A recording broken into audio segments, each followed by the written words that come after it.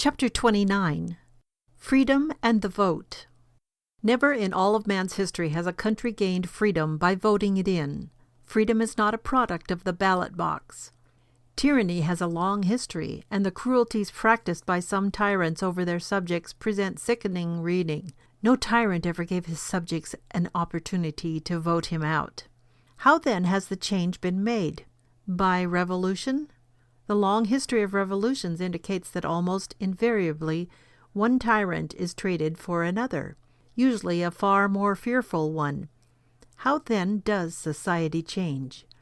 Society changes only as the members of society change, only as men and women are regenerated by Jesus Christ.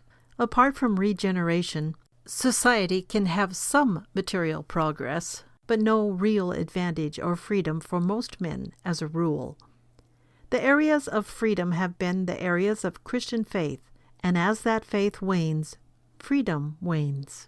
This leads to some very important conclusions. The ballot box has a very important function in a free society, but it can never be expected to do anything more than to reflect the character, the desires, and the will of the people.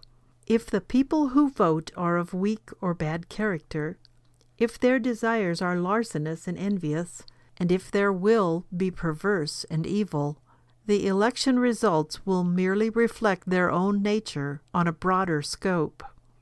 This means, too, that people who expect to reform the state or country by means of the vote, by elections, are headed for failure and disillusionment.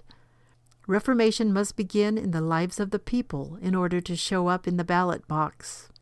Freedom has only come to a people as they have become, one by one, free men in Jesus Christ.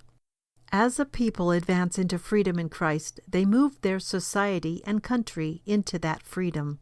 And as a people drift into unbelief and sin, their country declines into slavery. Some years ago, the poet James Oppenheim summed up the issue of freedom in his poem, The Slave, when he wrote in part, "They can only set men free, and there is no need of that. Free men set themselves free. Is there a free man in your mirror?"